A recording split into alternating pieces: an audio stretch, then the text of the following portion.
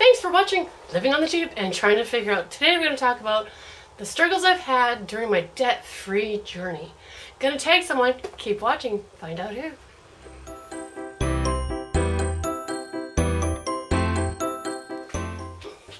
If you've been watching my video at all, you would know that I've had many struggles, many struggles during my debt-free journey.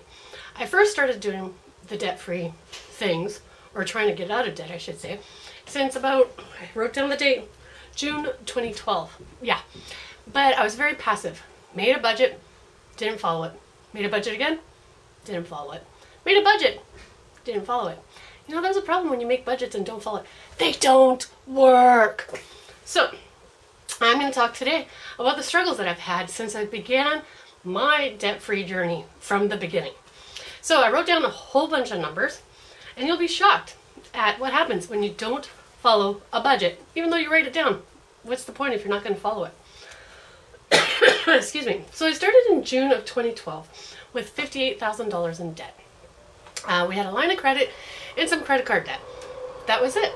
So pretty much it was all consumer debt, and yet we had $58,000 in debt. What the heck is wrong with us? Anyhow, fast forward all the way to, let's say, July of 2016. I had gone up, and you gotta remember, I was doing a budget, wasn't following it all. I wasn't going cash only.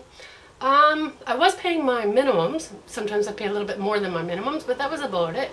And every other money that I had, I spent frivolously. Had no idea where it was going. I just spent. And usually I was using the debit card, and sometimes using credit cards if I didn't have my, if the place I went to didn't accept debit. So it depended on what was convenient for me at the time. Or sometimes I'd even use my credit card if it was in front of my debit card. Talk about a mess. Anyhow, so I started off in June 2012 with $58,000. By July of 2016, I had gone up to $65,000. That is a difference of $7,000. This is what happens when you don't follow a plan and you go frivolous. So, I mean, that's not a lot of extra debt. Well, it is, actually. It's a lot.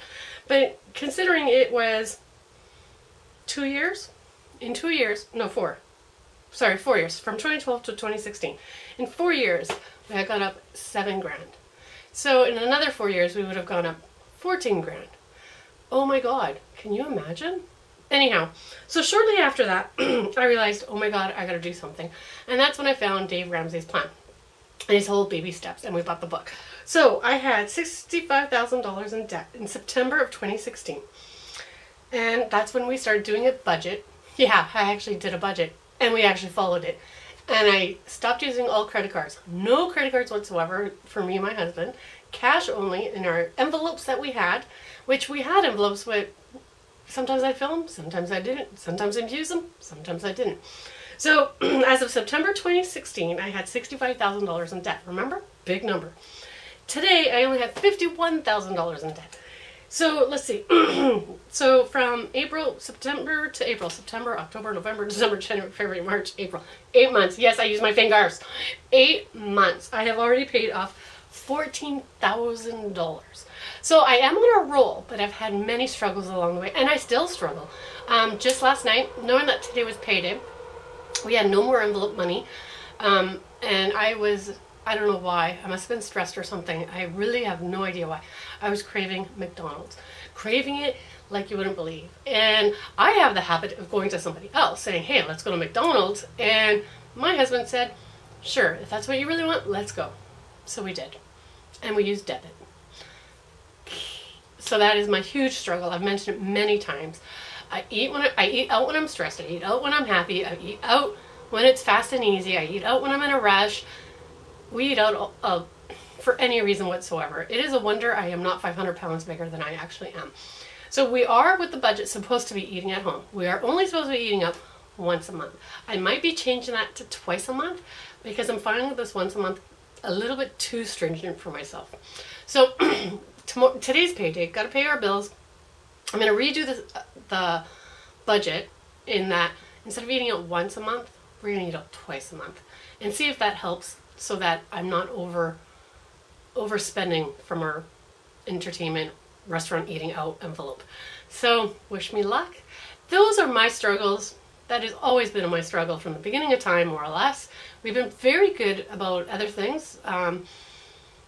Yeah, we've been really good with everything else. It's been the eating out. In fact, if I have money in my haircut envelope, but I've ran out of money out of groceries and eating out envelopes, I've been known to do this, take out the money from the haircut, because nobody's going to get their haircut that week, and use that for eating out.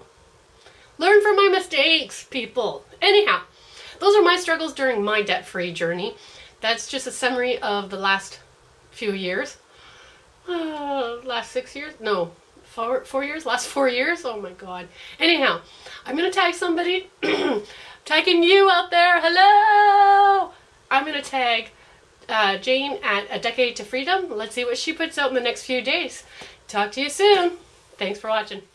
Don't forget, you can subscribe by looking at my little saving piggy bank here. Also, I'm going to link up a couple more videos, I think over here, anywhere in this page, and link on those, and maybe I'll have a playlist for you as well. Thanks for watching. Please subscribe.